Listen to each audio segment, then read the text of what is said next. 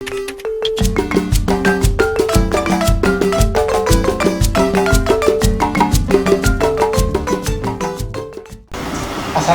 warahmatullahi wabarakatuh.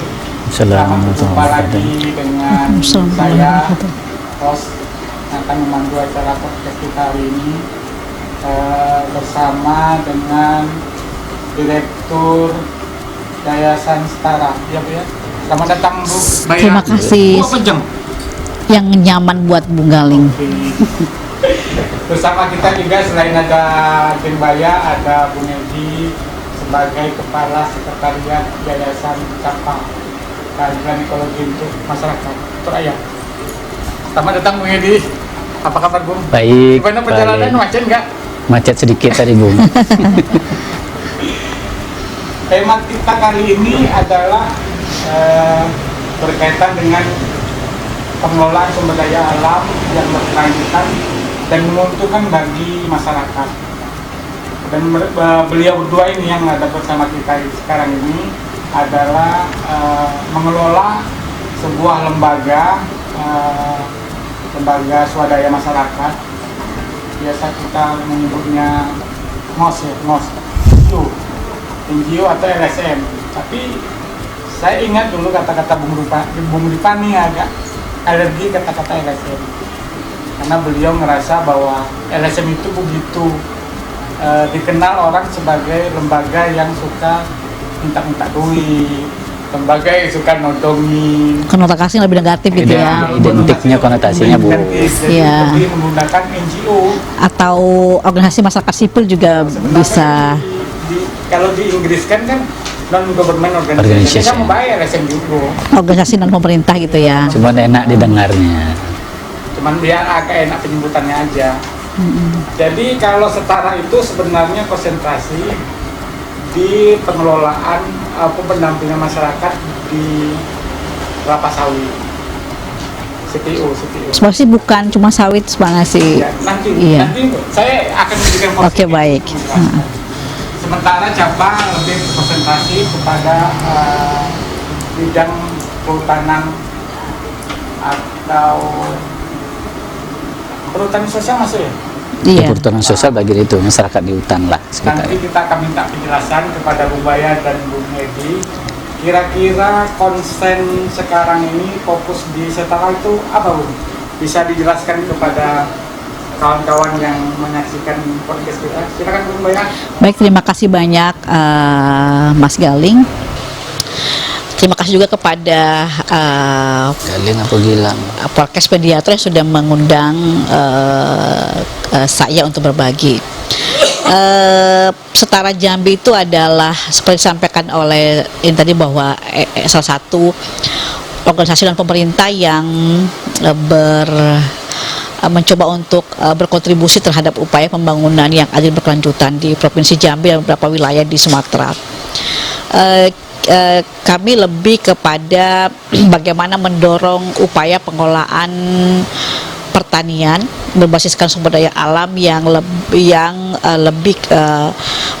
ramah lingkungan, yang berorientasi kepada peningkatan ekonomi, kesejahteraan masyarakat, sekaligus upaya untuk pemulihan ekosistem. Jadi tidak hanya kelapa sawit sebenarnya. Kita juga bekerja untuk pemberdayaan petani kecil, kelapa sawit swadaya, kemudian pangan, dan juga karet. Ketiga ini sebenarnya sih terlepas dari apapun komoditasnya, tapi lebih kepada bagaimana agar kita mendorong untuk mengembalikan kearifan lokal yang dimiliki oleh Jambi selama ini tentang bagaimana pemanfaatan lahan-lahan masyarakat secara adil dan bijaksana. Kita misalnya mengenal bahwa ketika bicara petani kan Jambi itu mengkonotasikan diri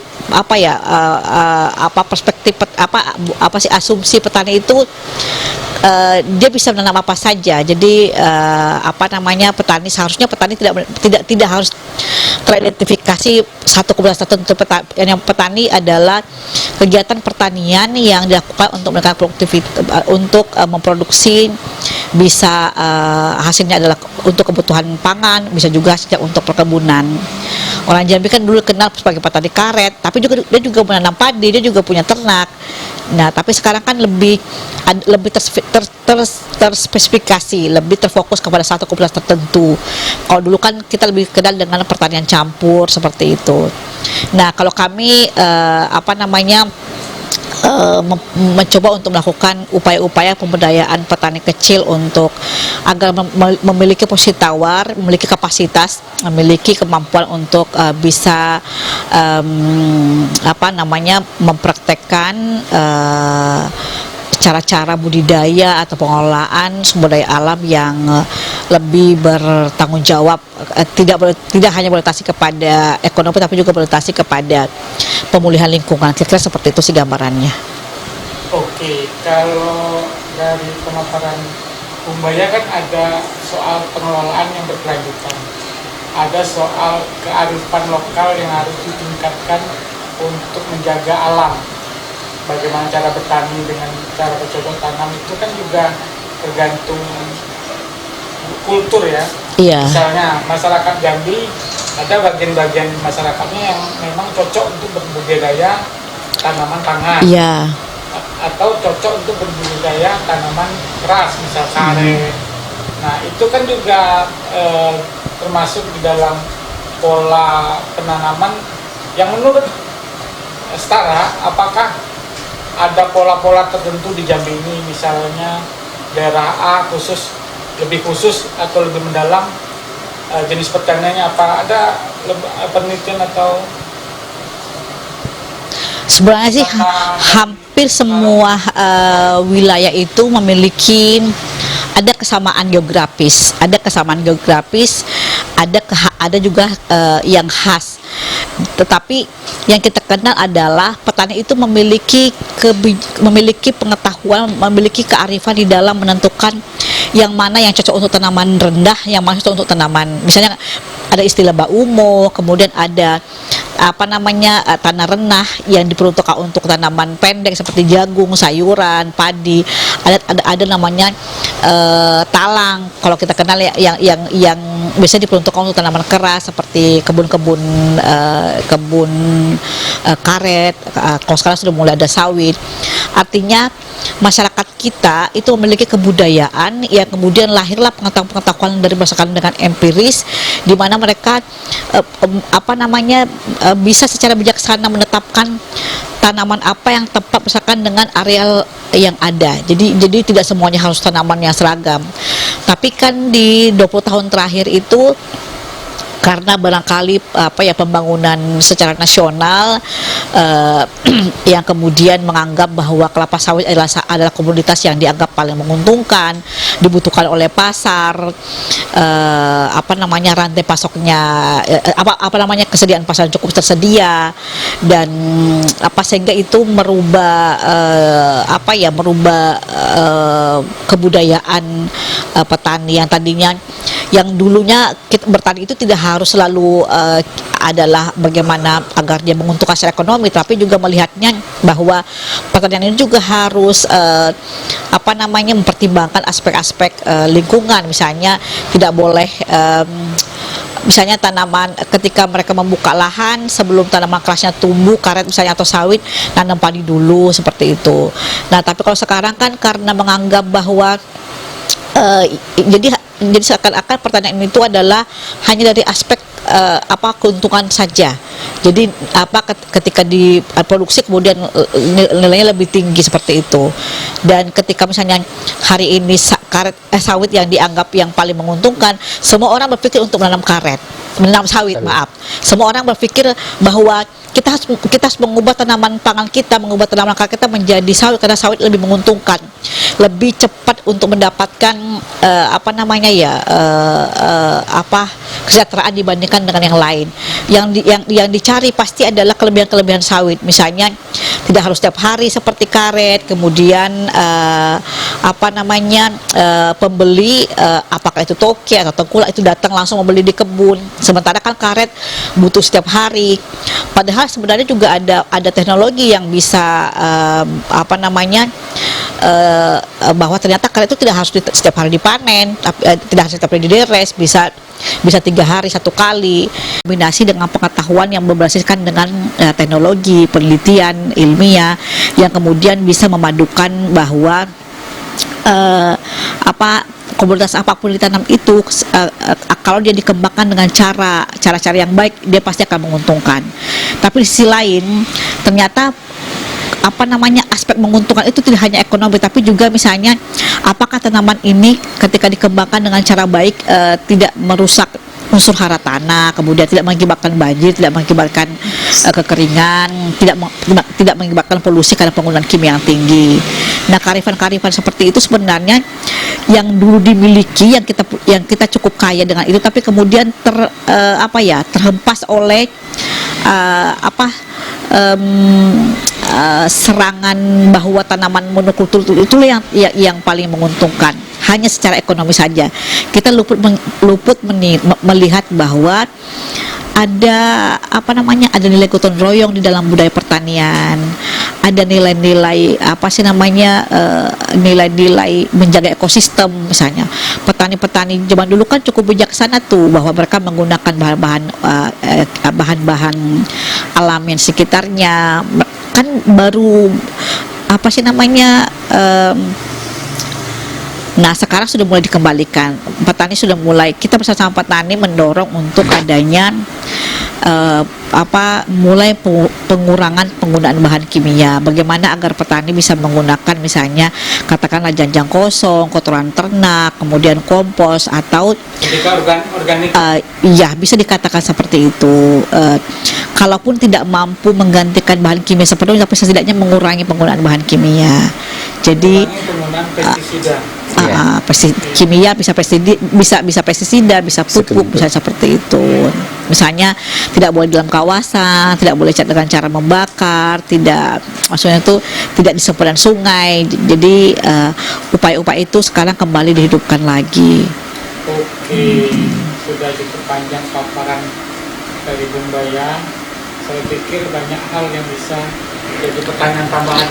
Tapi sebelum beberapa pertanyaan saya ajukan kepada Bung Bayan, saya ingin Bung Edi lagi. Bung Edi ini kan bekerja di Yayasan CAPA Keadilan Ekologi. Keadilan Ekologi untuk rakyat. Apa Inggrisnya kan ada tuh? Ekologi for justice people. Yeah. Nah, jadi dan konsennya kan di bidang kehutanan. Yeah.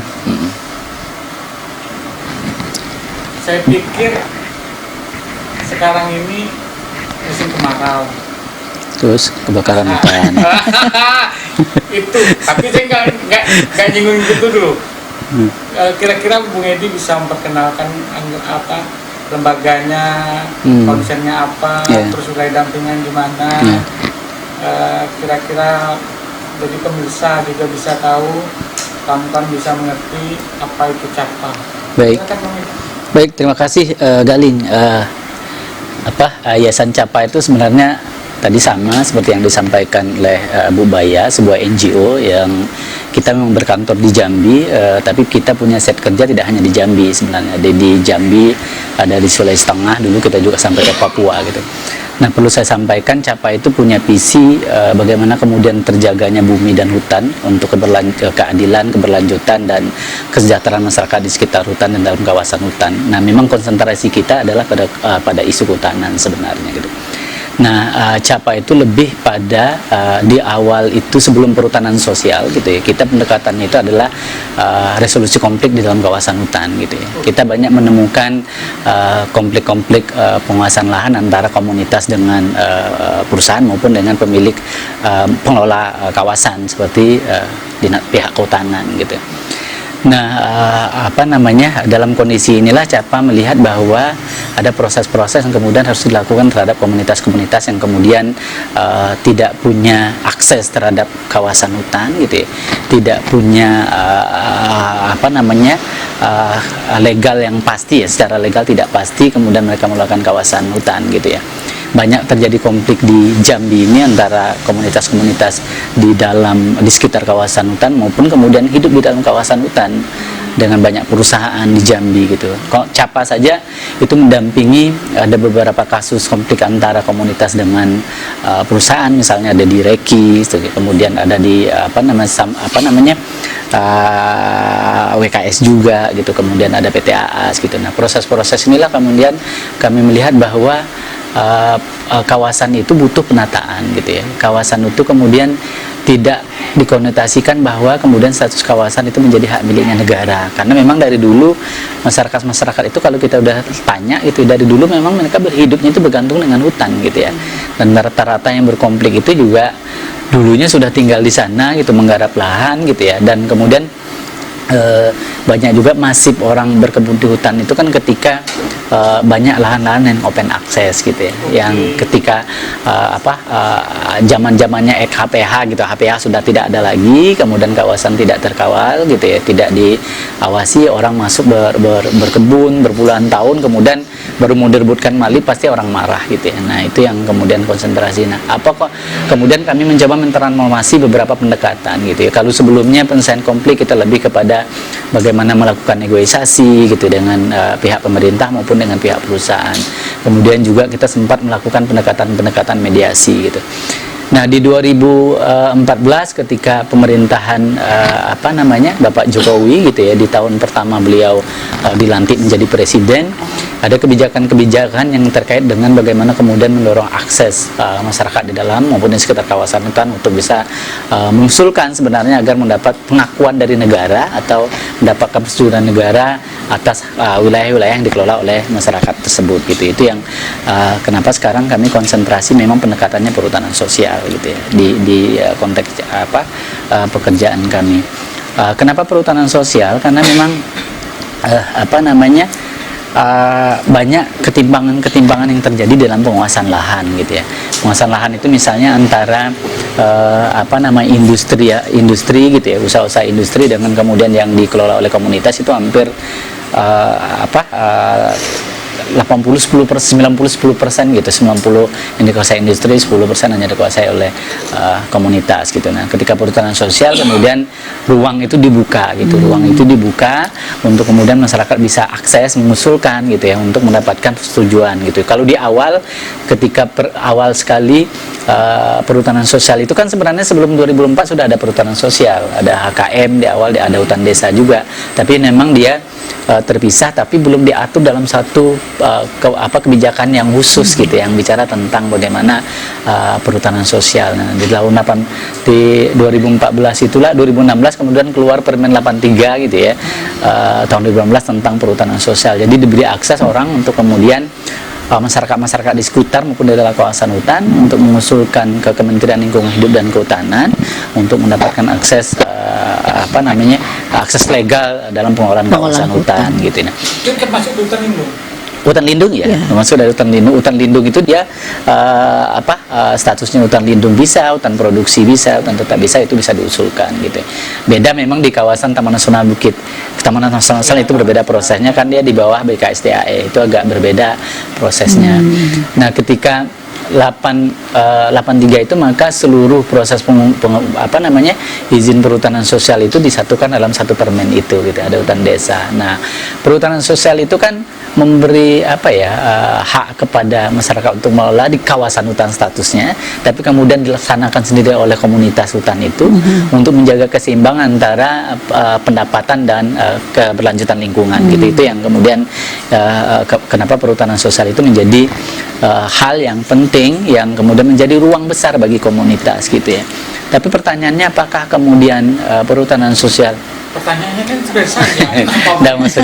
Nggak, maksud saya nanti orang pasti akan bertanya, apakah betul kemudian perhutanan sosial sudah berkontribusi terhadap kesejahteraan masyarakat atau kemudian terhadap keberlanjutan lingkungan misalnya. Itu yang memang bukan pekerjaan murah gitu ya, bukan pekerjaan mudah gitu ya, untuk kemudian mendorong itu. Tantangan tentu besar gitu. Tapi yang pasti memang CAPA konsentrasi untuk kemudian bagaimana masyarakat punya akses terhadap kawasan gitu ya, kemudian punya akses, bisa mengelola lahan yang kemudian menjadi sumber ekonomi gitu ya. Tentu saja bagaimana kemudian masyarakat punya kemampuan juga untuk menata dalam tata kawasan hutan itu gitu. Oke, jadi itu sekilas tentang keberadaan lembaga setara dan CAPA. Silakan diminum dan dimakan. Sudah habis. Ada endorse. Ini ada endorse. Jadi endorse boleh. Bule. Dari bule roti. Oh boleh. Oh, ini endorse. Terima kasih. Musdalifah. Bukan aja. Makan. Oh, boleh. Bule. Makan bisa. Makan. Bule. Soalnya kan ada yang mirip-mirip ya di depan situ kan. Benar. Iya. Baule. Tidak boleh disebut. Tadi saya kira itu. Kira itu yang band ini. Kira cuma pajangan deh. Jadi menurut kembali kepada Mumbaya, kira-kira sampai saat ini Mumbaya kan udah lama di bumi NGO. Kira-kira Terus mau suruh berhenti maksudnya gitu ya? nah, Kan sudah lama. Oke, Ya, nggak apa-apa juga, Pak. Udah tua gitu. Saya kan sudah mulai mundur gitu, dia mulai dikit-dikit. Ya. mundur maju cantik. Enggak, maksudnya gitu. Kan ada capaian-capaian target-target secara kelembagaan dan di bawah kepemimpinan Mumbaya. Kira-kira ada yang sudah nyampe goal, sukses, target-targetnya, atau masih ada banyak tantangan di karena kan setahu saya, ini koreksi kalau salah. So saya kan setaranya sudah melalang buana sampai ke Jiran. sampai ke Malaysia dan bekerja pun di banyak wilayah di Indonesia. Enggak juga sih. Lebih banyak wilayahnya CAPA. Ketemu lihat postingan. Oh, itu kayak ikut acara. Singapura. Capaian-capaian apa yang kira-kira sudah tercapai dan masih Yang tadi yang Pak yang ini sampaikan tentang misalnya sawit, petani sawit kan setiap hari bertambah ya. Kalau apa sih kalau tidak salah ada berita 2 bulan yang berapa ya tahun ini sih yang menyebutkan bahwa konversi karet menjadi sawit itu 9 hektar per bulan. per bulan? Ya, 9 hektar per hektar dari pertanian karet bisa. menjadi sawit. Lahan pertanian. Iya. Termasuk lahan Pertanian juga. Lahan pertanian itu lebih masif lagi karena tidak hanya konversi ke sawit tapi juga konversi ke pemukiman, berubah untuk peruntukan yang lain. Nah, artinya bahwa ada kita melihat adanya ketidakseimbangan dukungan program pemerintah terhadap hal itu. Seharusnya kan untuk kita mengembalikan misalnya tingkat keluasan yang seimbang itu mungkin berat, tapi setidaknya ada upaya untuk memproteksi pangan agar tidak lagi semakin berkurang. Kalaupun misalnya tidak bisa kalaupun kemudian tidak diolah karena alasan tidak menguntungkan, kos produksinya tinggi, belum lagi tantangan perubahan iklim yang susah menentukan musim tanam itu yang sulit karena ada banjir, ada musim kemarau tidak bisa diperkirakan. Tapi setidaknya area pangan ini bisa menjadi tabungan areal pangan sewaktu-waktu, misalnya tempat yang selama ini memasok beras ke kita masih lancar, mungkin besok terjadi bencana, mereka terjadi krisis pangan, pasti kita minimal sudah masih ada tanah kan yang belum berganti wujud menjadi kebun misalnya seperti itu. Yang karet juga misalnya kalau tidak ada upaya untuk memproteksi, untuk melakukan, kan di sawit itu cukup banyak sih programnya ya, karena barangkali sawit ini memang sekarang menjadi banyak diminta oleh pasar global sehingga pemerintah juga tidak mau ribet, dia maunya ngikut saja karena itu yang sekarang diminatin, ya udah itu saja yang kita yang kita dukung. Ada banyak sekali dukungan pemerintah secara nasional kepada sawit, apakah itu PSR, apakah itu bantuan Saprodi, kemudian dan lain-lain misalnya. Hal ini seharusnya juga dilakukan hal yang sama juga dukungan kepada karet. Karena kan karet kan ya buktinya Malaysia, Thailand, Filipina, bahkan India juga nanam karet gitu. secara apa ya, secara masa depan itu juga seharusnya juga bisa dianggap sebagai, bisa juga kita jadikan sebagai komunitas yang potensial untuk tetap dipertahankan. Kalau tidak bisa dikembangkan, dipertahankan yang ada agar dia bisa ya kita mungkin punya persoalan di hilir misalnya tentang cara budidaya yang belum baik, itu perlu diperbaiki. Kemudian misalnya ada aspek-aspek kita belum mampu beradaptasi dengan perubahan cuaca yang membuat ada musim gugur, kemudian jamur akar putih yang terjadi di tanaman karet. Nah, tapi tentu dibutuhkan dukungan untuk teknologi yang bisa diupayakan oleh pemerintah untuk menemukan apa sih solusinya untuk menghilangkan yang tadi problem-problem misalnya di karet misalnya, termasuk juga di pangan. Kebijakan apa sih yang diperlukan oleh pemerintah secara nasional untuk bisa memproteksi sehingga ada keberimbangan pembangunan strategi di antara komunitas-komunitas ini sehingga tidak saling menghilangkan. Kalau begini kan seakan-akan sawit bisa menghilangkan tanaman yang lain kalau misalnya kita semuanya terorientasi kepada pengembangan kelapa sawit saja. Nah, kami sejauh sampai dengan sekarang ya, per tahun 2023 itu telah membentuk 9 asosiasi petani kelapa sawit di Jambi. Jadi dia bisa macam-macam, bisa perkumpulan, bisa gapoktan, bisa koperasi. Jadi ada 10. Jumlahnya itu totalnya belum nyampe. Jadi ada 7.900 berapa gitu. Hanya 10% dari total petani sawit yang ada di Jambi. Masih sangat, artinya tuh yang mampu untuk kami jangkau, kami latih, kami bentuk kelompoknya, kami petakan, kami bantu aspek legalitasnya, ditumbuh kembangkan skillnya untuk memperbaiki dan kemudian sadar untuk tidak melakukan yang tadi dibolehkan tadi ya, yang misalnya mengurangi penggunaan bahan kimia dan lain-lain. Itu hanya 10% dari total. Artinya kan masih banyak yang perlu kami kerjakan ke depan gitu. Nah, saya mau nanya, legalitas itu apa? Sebenarnya semua lahan ya tidak kayak PS itu kan, izin itu kan bentuk legalitas. Kalau itu adalah jadi izin itu legalitas kan, salah satu bentuk legalitas. Kalau yang di sawit itu ada di sawit, karet pasti ada SHM, surat bukti kepemilikan. Kemudian kalau di karet dan juga sawit itu ada STDB, surat tanda daftar budidaya.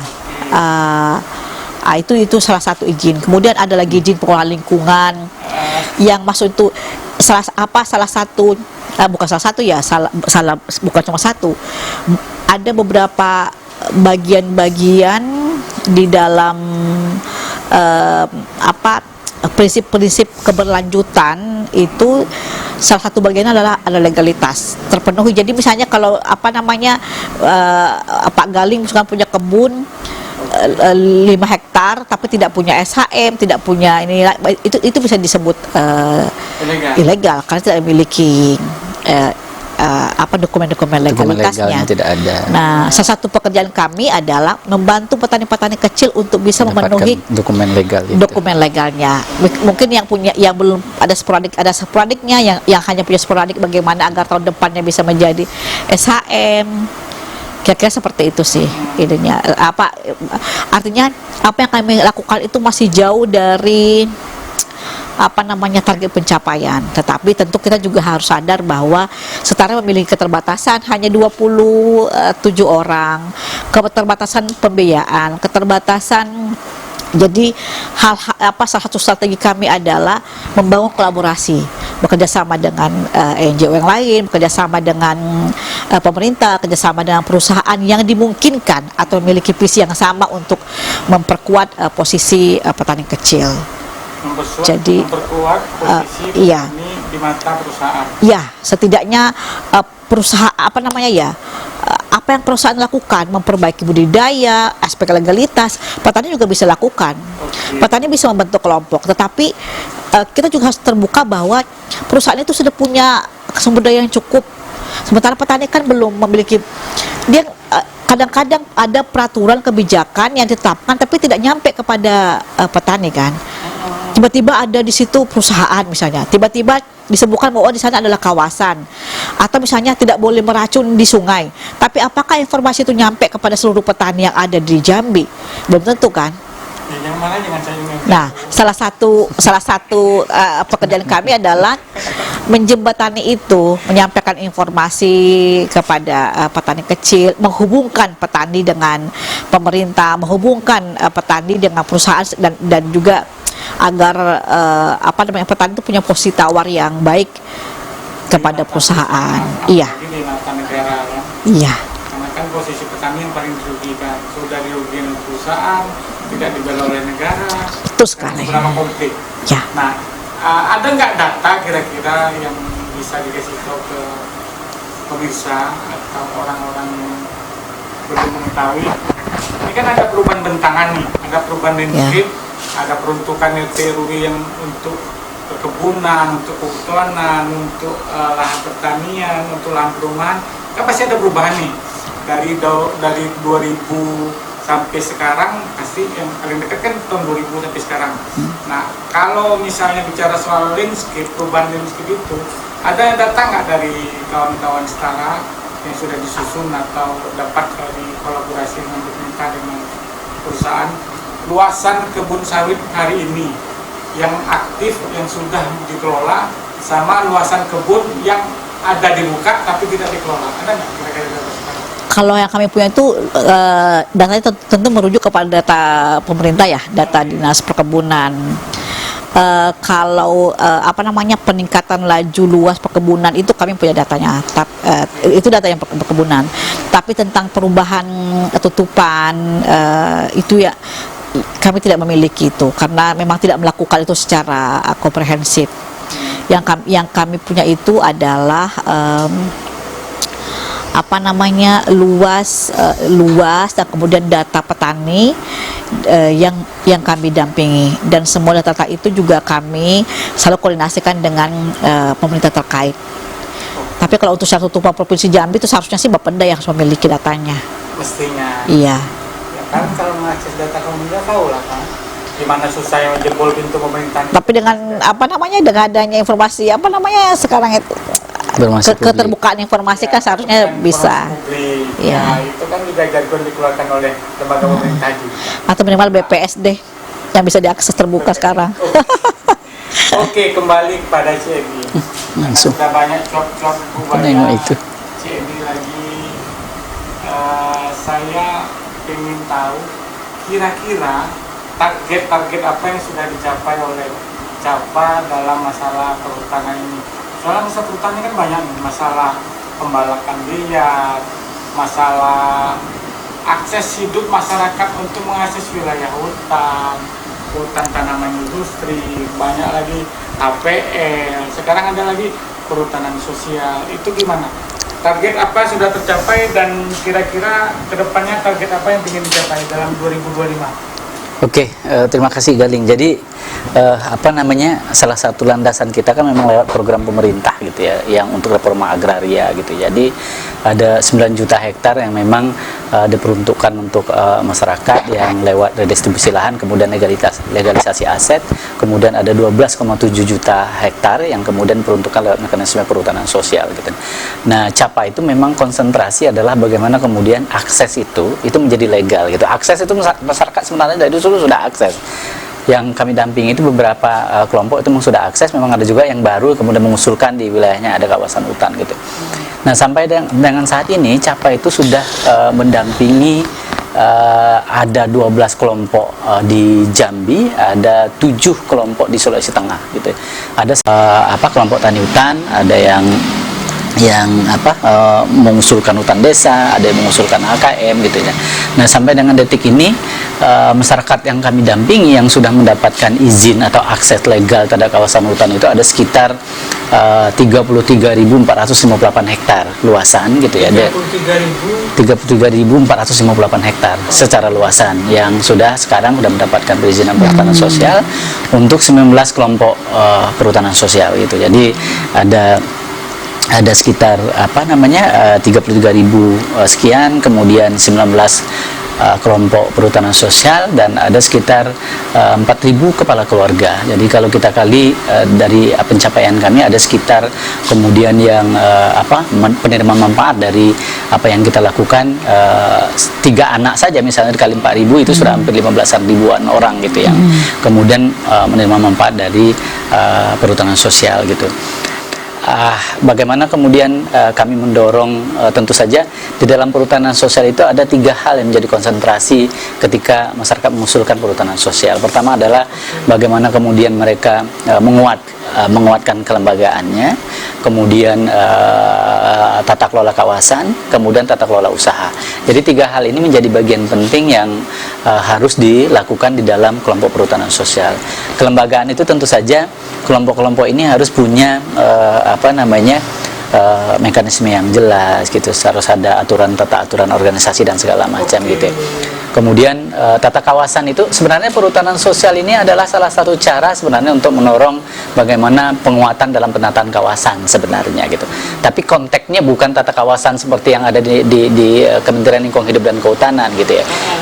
Konteksnya itu adalah bagaimana kemudian masyarakat bisa menata kawasannya menjadi lebih baik gitu, berdasarkan kearifan lokal yang mereka miliki sendiri gitu ya. Nah itu yang poinnya di situ. Kemudian bagaimana kemudian masyarakat juga bisa membangun usaha-usaha dari potensi yang ada di dalam wilayahnya gitu, dalam wilayah hutannya.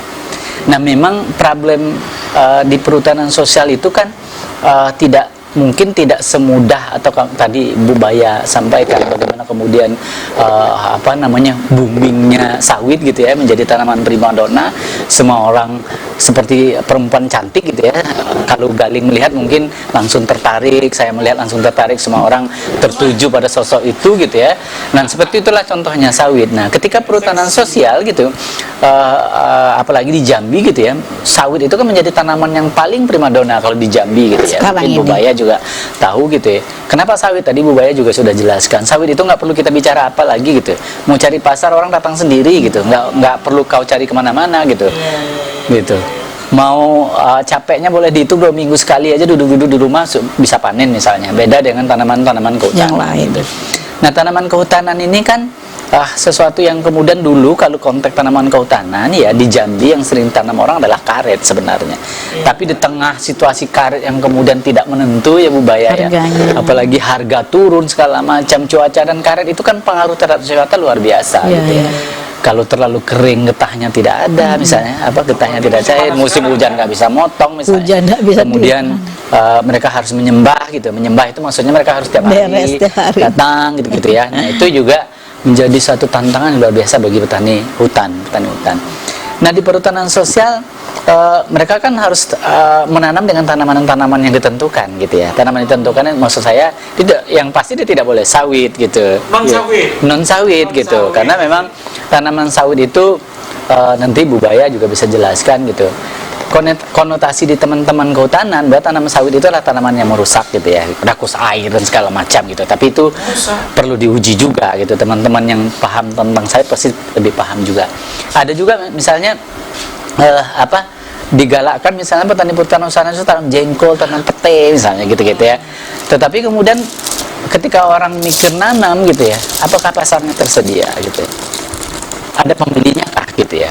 Ketika orang semua nanam jengkol, ketika panen jengkol gitu ya, gitu. Semuanya panen misalnya, siapa yang mau beli misalnya gitu. Berarti belum ada uji pasti tentang produk hutannya sendiri. Belum ada uji gitu sampai sekarang gitu. Memang masyarakat kalau kesadaran terhadap kemudian bagaimana menjaga lingkungannya muncul gitu ya, bahwa mereka tidak boleh kemudian melakukan tadi Bu Baya juga singgung gitu, tidak boleh membakar misalnya. Kemudian mereka juga kemudian membuka lahannya dengan cara tebang pilih misalnya, dipilih gitu ya. Itu kemudian melakukan tanaman dengan pengayaan-pengayaan. Karena di perhutanan sosial itu kan didorong dengan pola agroforestry gitu. Agroforestry itu adalah warna tani. Warna tani itu adalah bagaimana kemudian petani hutan itu didorong kemudian menanam tanaman hutan dengan tanaman pertanian gitu ya. Jadi dia mencampur gitu ya. Di mix gitu. Jadi dia tidak boleh yang sifatnya adalah mono gitu ya, monokultur gitu ya. Nah, dilarang keras. Ya, kalau Kalau secara regulasi memang dalam tata aturan tata kawasan hutan itu di dalam kelompok perhutanan sosial itu ada yang kemudian dia zona lindung disebut, kemudian ada zona pemanfaatan gitu. Nah itu dengan fungsi yang berbeda gitu. Kalau zona pemanfaatan ini misalnya itu semua petani hutan itu bisa mengelolanya dengan menanam apapun gitu di dalam sana gitu, termasuk memanfaatkan potensi yang sudah ada gitu. Nah kalau kemudian di zona lindung itu dia hanya boleh memanfaatkan misalnya adalah hasil hutan bukan kayu gitu. Hasil bukan hutan ikan kayu itu seperti misalnya madu gitu ya, jernang, rotan dan hal-hal yang terkait dengan itu, termasuk jasa lingkungan gitu. Jasa lingkungan itu wisata. Jasa lingkungan itu bisa wisata, bisa juga kemudian sumber air. Sumber air itu misalnya sumber air yang berasal dari kawasan. Sumber air sudah dekat misalnya yang bisa dialirkan ke rumah penduduk misalnya, itu juga bisa dimanfaatkan gitu. Atau kemudian jasa karbon misalnya yang kalau orang yang paham perdagangan karbon itu bisa di situ misalnya gitu yang itu. Tapi perubahan perilaku itu menjadi bagian penting sebenarnya gitu ya. Bagaimana kemudian masyarakat mulai memahami ketika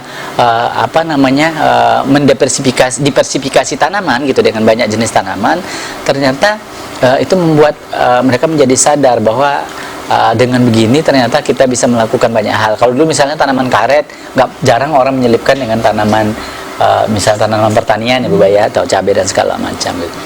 Nah konteks sawit itu juga ada di perhutanan sosial. Jangan dibayangkan bahwa kelompok perhutanan sosial itu adalah murni hutan gitu ya. Gitu. Jangan membayangkan di dalam kawasan hutan yang kemudian muncul oleh perhutanan sosial itu murni bentuknya adalah hutan gitu ya. Nah, kawasan hutan itu jangan dibayangkan juga adalah hutan-hutan alam yang ada di dalamnya gitu. Itu sudah semuanya sudah berubah gitu ya. Sudah ada sawit juga di dalamnya gitu. Dan rata-rata kami di Jambi ini itu di beberapa lokasi yang menjadi persetujuan perhutanan sosial kami gitu. Itu tanamannya sudah ada sawit di dalam. Sudah sawit. Bisa. Ya bisa, karena statusnya kawasan hutan gitu ya. Kalau di dalam kacamatanya kehutanan atau Kementerian Lingkungan Hidup dan Kehutanan itu disebut dengan keterlanjuran gitu ya. Keterlanjuran nanam sawit gitu. Keterlanjuran nanam hutan di kawasan hutan. Bisa diajukan, bisa diusulkan gitu. Tapi memang ada syarat-syarat yang berbeda gitu. Satu benang merah yang saya tangkap dari dua lembaga yang berbeda, tapi untuk kebaikan pengelolaan sumber daya alam. Yang pertama itu bahwa dari CAPA dengan PS-nya setara dengan sawitnya, dua-duanya butuh legalitas, butuh organisasi rakyat yang kuat, yang tersertifikat dan diakui untuk meningkatkan posisi tawar. Dan syarat untuk mengupayakan PS juga di situ kan, ada organisasi yang ada kelompok. Jadi satu benang merah itu yang bisa kita ambil, bahwa kegiatan kawan-kawan di lapangan tentu bisa saling bersinggungan di situ, di penguatan organisasi rakyat. Nah, satu kata misalnya kalau saya bilang ada upaya kerjasama berdua nggak? Oh iya, kalau di tingkat apa? Ada. Jadi kami kan sekarang sedang melakukan kolaborasi dengan teman-teman setara gitu, bahwa bagaimana kemudian keberlanjutan lingkungan itu harus dilakukan secara bersama-sama gitu ya. Dan kami punya satu kegiatan bersama antara kelompok perhutanan sosial dengan teman-teman asosiasi perkebunan dan kelapa sawit misalnya gitu. Teman-teman di petani mandiri sawit ini juga diminta untuk kemudian memperkaya tanamannya sebenarnya di antara sawit-sawitnya. Nah, dalam konteks inilah kemudian kami dari kelompok perhutanan sosial itu melakukan penyediaan bibit. Penyediaan bibit-bibit kehutanan, pembibitan gitu ya, benihnya. Bisa diakses di CAPA? Bisa di kelompok kami, ada kelompok perhutanan sosial ini lokasi kita yang kita coba yang sudah mulai kolaborasi itu adalah jadi mensinergikan antara kelompok tani yang sudah bersertifikasi berkelanjutan dengan kan berkelanjutan itu kan tidak hanya sekedar sertifikat saja, tetapi ada upaya implementasi untuk melakukan pengayaan tanaman, melakukan restorasi di kawasan kritis, di sungai, di seberang sungai. Nah, jadi sebenarnya sih ini bukan kolaborasi sebenarnya antar Setara Capa, tapi lebih dari itu adalah sinergi antar komunitasnya Capa sama komunitasnya Setara. Jadi teman-teman pendampingan Capa ini ada kelompok yang melakukan pembibitan tanaman-tanaman, buah-buahan seperti itu, kayu-kayuan. Kemudian kelompok tani dan Setara ini mereka harus melakukan upaya restorasi, pengayaan tanaman. Mereka kami dorong untuk membeli dari bibit yang dikembangkan oleh kelompok dampingannya Capa. Nah, jadi kita mendorong kepada untuk ayo kita lakukan penanaman di seberang sungai, melakukan kegiatan lubuk larangan, konservasi sungai berbasis komunitas di desa itu. Jadi secara ada kerjasama antara kelompok tani dampingan Setara dengan kelompok tani dampingan Capa untuk mereka saling berbagi pengetahuan, saling mendukung satu sama lain. Iya, karena kita kan landscape-nya satu kan, landscape. Sungai yang digunakan, yang juga diakses juga satu. Jadi tantangannya kira-kira saling. selama ini dari mana yang paling berat? Atau dari pemerintahnya, atau dari perusahaannya, atau dari masyarakat sendiri? Susah untuk berorganisasi. Di semua level itu pasti ada tantangan, Daro. Yang paling berat kalau kita semuanya berat. Kita mau beli es dogan, es jeruk, es buah, tapi kita nggak mungkin tiga-tiga yang kita beli. Yang paling tantangannya kalau nyemprot nggak disuruh supaya nebas, disuruh supaya pakai mekanik pasti susah kan. Kita menjelaskan, Pak, kalau pakai semprot lama-lama ini jangka panjang mengganggu kesehatan, kemudian tanaman menjadi tidak subur seperti itu kan, agak susah kan, menjelaskannya itu kan panjang gitu. Kalau menurut kami sih yang paling berat itu adalah kalau di level komunitas itu merubah perilaku, butuh proses, butuh mencontohkan, butuh tidak dengan cara menjelaskan saja, tapi memang harus ada contohnya, ada demplotnya yang dicontohkan. Kita harus juga tekun setiap hari mendampinginya. Kalau dari Capa ada kesulitan merubah perilaku dari manusia ke monyet? Kecolongan kan? Nah, kalau di perusahaan kan, seharusnya kan kadang-kadang perusahaan ini, kenapa harga sawit ini murah? Karena mereka kan petani swadaya, sawit tidak jelas.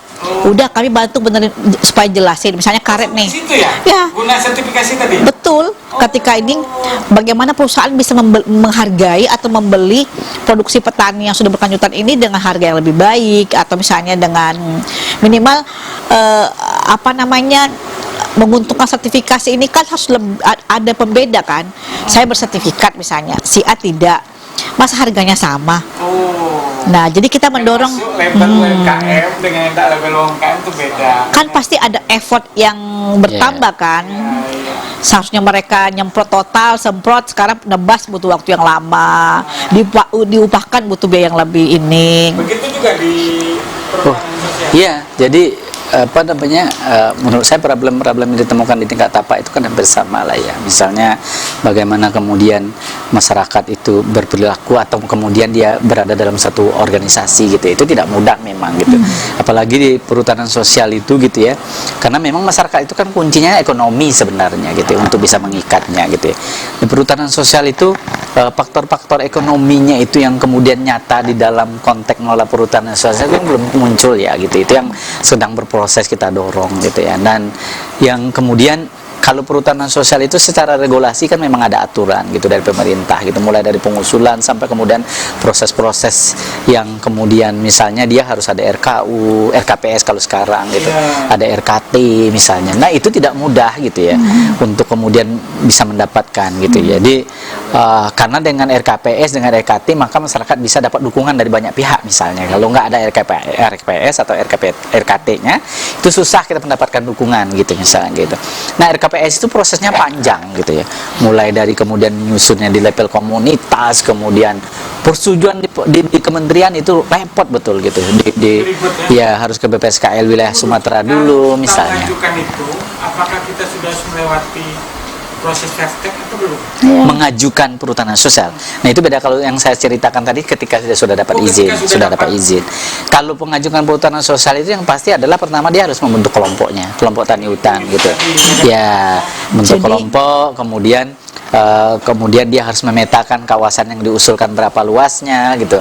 Setelah ada kelompok, kemudian di SK-kan oleh kepala desa, kemudian kita usulkan kepada Kementerian Lingkungan dan Hidup Kehutanan, kemudian dilakukan pertek apakah dia berada di dalam kawasan hutan atau tidak gitu, apakah kemudian dia bisa diberikan izin atau tidak, atau kemudian yang diusulkan itu berada di kawasan yang kemudian penghentian pemberian izin baru itu tidak boleh. Kita ada peraturan presiden ya yang tidak boleh memberi izin baru di dalam satu kawasan, dia ada itunya. Jadi perhutanan sosial itu ketika mengusulnya ada namanya peta PIAP, peta indikatif perhutanan sosial. Nah itu berubah terus setiap 6 bulan. Setiap 6 bulan sekali berubah, perbaruan terus setiap 6 bulan. Nah kalau kita mengusulkan dia ada di peta PIAP itu akan mudah kemudian untuk dilanjutkan. Itu diusulkan juga akan mudah kemudian. Tapi prosesnya itu jangan dianggap mudah gitu. Apalagi kita tidak punya ordal kalau istilah sekarang gitu, ordal di kementerian itu susah kemudian Ordal. usulan-usulan masyarakat itu kemudian dilanjutkan. Jadi harus pakai orang dalam juga berarti ya? Iya dong. Tapi bukan berarti yang tidak bukan berarti tidak di PIAP itu tidak boleh mengusulkan, tapi ketika dia masih dalam kawasan hutan itu boleh mengusulkan. Tapi prosesnya panjang, bagaimana kemudian yang tidak ada pendamping gitu ya. Ada ordal. Oh iya, kalau kau komunikasi, tapi itu menurut saya dalam tanda kutip ya itu susah dihindari ya ketika kemudian kita tidak punya orang yang bisa kena komunikasi baik di bagian di dalam sana. Enggak pakai uang. Artinya enggak. kan Tapi Bung Gilang ya? Bung Gilang. Artinya kan Suka-suka belum. maaf kata ya, maksud tuh petani ini ada dalam pendampingnya saja tidak mudah. Betul. Apalagi tanpa pendamping. Tanpa pendamping, betul. Teman-teman di sana juga merasakan tantangan itu. kita tuh bukan hanya pertama sebelum ketika mereka sudah dapat yang tadi kita ingin capai sertifikasi atau legalitas PS, tantangannya ada lagi bagaimana agar kelembagaannya kuat, kemudian bagaimana agar dia betul-betul bisa mengakumulasi kebaikan-kebaikan keuntungan ketika bersertifikasi. Jadi kan butuh maintenance, tidak cukup hanya dengan sertifikat saja, tapi setelah itu butuh dukungan dari para pihak ya. Pemerintah, perusahaan mengapresiasi, membantu mereka untuk memperkuat kelembagaannya. Karena ketika suara host itu. ketika misalnya kelompok tani ini berhasil, artinya tadi yang mau tanyakan menguntungkan, pasti secara otomatis yang lain-lain pasti akan ikut. Dan tidak ikut jadi ikut. Nah seharusnya kan kita semuanya, NGO, pemerintah, perusahaan itu harus mendukung inisiatif yang dibangun oleh komunitas. Karena ketika itu terbangun, maka seharusnya itu meringankan peran pemerintah dan perusahaan kan untuk mengajak orang berubah, memperbaiki tata kelolanya. Mestinya sebegitu. Kawan-kawan, saya pikir niat awal ingin mengupas tuntas, cuman kayaknya dibatasi oleh durasi waktu kayaknya. Saya ingin bicara panjang lebar dengan Buaya, apalagi Pak Edi Yudi. Pak apa mungkin? Ingin ngomong untuk menuntaskan setuntas-tuntas ya, mengupas sekulit-kulitnya. Tapi lagi-lagi durasi, karena kayak kawan-kawan kalau ingin mengetahui tentang setara, ingin mau baca tentang Capa, kira-kira bisa mengakses di websitenya apa? Karena mau websitenya. Kalau di Capa websitenya capa.id aja. Capa.id. Yeah. Kalau setara? Setara org setarajambi.org setarajambi.org ya .org www.setarajambi.org. Nah tuh kawan-kawan sudah dikasih tahu linknya kalau mau tahu tentang Setara. Apa tadi? Tapi bisa juga ke kantor. Mau ke kantor? Ke kantor juga boleh. Ya. Kalau Setara di Komplek Kehutanan Mayang. Setara di Komplek Kehutanan. Iya. Itu sawit. Alamat kantornya di Komplek Mas Kehutanan, Mas Gilang. Kalau Capa di Lorong Cemara 1. Komplek Cemara 1. Bukan komplek. Kalau habis makan pizza tinggal nyebrang lurus gitu ya. kantor saya. Kalau lapar itu. Ya. Tapi jangan minta makan di kantor saya gitu. Nggak bisa makan. Boleh lah. Saya sering di situ kok orang baik kok kayak makan tuh sampai muntah-muntah ya. Jadi kawan-kawan itu sekilas informasi dari Capa, websitenya yang bisa diikuti, diklik atau mau ke kantor. Begitu juga dengan Sarah, kantornya sudah dikasih tahu di komplek Kehutanan di Manyang sini lah. Kalau Capa di daerah depan Pizza Hut, jadi mudahnya itu. Jadi kawan-kawan bisa langsung kunjungi ke kantor, bersilaturahim, bercerita banyak, minta kerja saya. Minta kerja boleh, asal sesuai dengan skill. Jadi saya pikir untuk niatan awal kita mengupas tuntas, kayaknya masih harus dilanjuti dengan episode 2, 3, 4, 5. Kita akan berputar terus, nanti akan kita undang lagi. Nah, di sini di depan saya sudah ada buku. Kebetulan ada namanya Komunitas Semarang Bersatu di PAUD Sarolangun. Itu lagi membuka, berupaya untuk membuka pojok baca. Butuh buku-buku bacaan dari berbagai tingkat, bisa anak-anak, bisa dewasa, bisa orang tua. Nah, di sini sudah banyak sumbangan yang disertakan. Tidak mungkin saya bawa semua ke hadapan, tapi beberapa sudah dari Capa sudah ada, dari Setara juga sudah ada.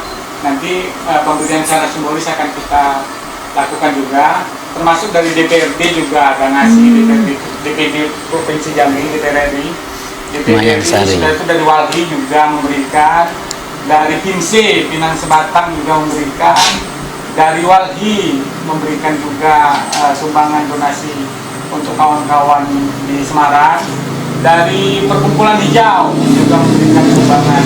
Beberapa kawan-kawan kalau misalnya mau menyumbangkan buku, berdonasi buku, boleh langsung hubungi Komunitas Semarang Bersatu dengan alamat. Sebenarnya sudah hafal makanya saya cuma biar nggak salah alamat. Kayak begini. Alamatnya di Simpang Piko, PLTU Desa Semarang, RT 6, Kecamatan PAUD, Kabupaten Sarolangun. Nomor HP-nya yang bisa dihubungi itu adalah Ketua Organisasi Komunitas Semarang Bersatunya 0822 15 89 4487. Sekali lagi namanya Bung Dedi Chandra, Bang Ican biasa kita panggil. 0822 1589 4487.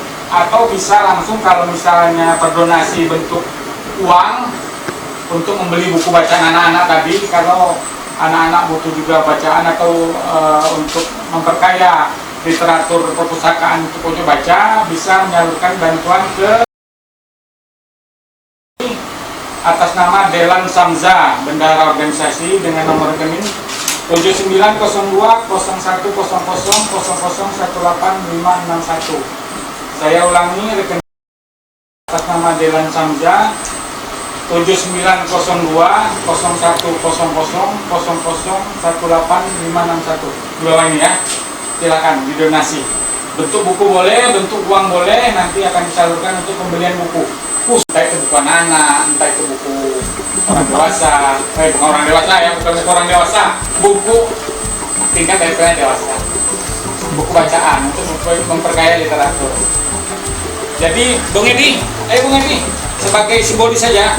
Jadi ini buku dari kawan-kawan Setara, banyak ada cek dulu ya, siapa tahu ada buku yang tidak boleh. Cek dulu. Ya. Ada buku kayak Bukan Undian yang batu ini saya berharga itu. Ada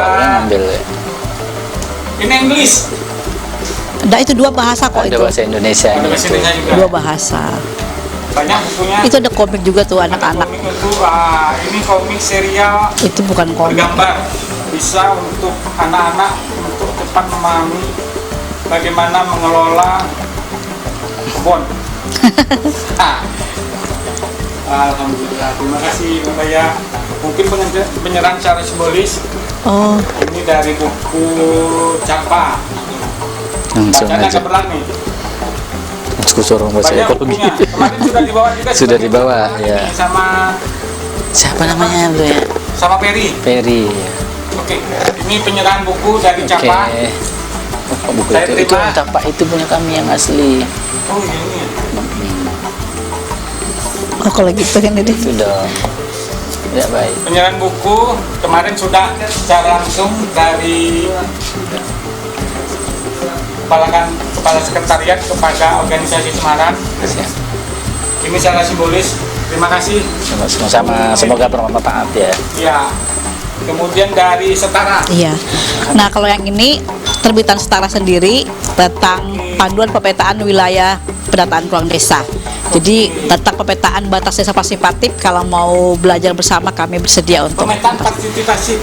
Partisipatif. pemetaan batas desa ya. Batas desa. Ya. Terima kasih banyak. Bu ya, semoga bermanfaat bagi organisasi Semarang Bersatu. Oke. Jadi saya mengganggu jadinya nih. Kesana ngadapmu. Ah, sudah di back. 1, 2, 3. Oke. Terima kasih, semoga berguna. Semoga bermanfaat. Jadi Amin. beberapa kawan-kawan juga sudah memberikan ini dari DPD RI, buku sosialisasi 4 pilar. Kemudian dari Walhi ada beberapa buku, dari PH ada beberapa buku, penangkar sawit, jejak karang mendapur, ini satu Oh paket. iya bagus ya.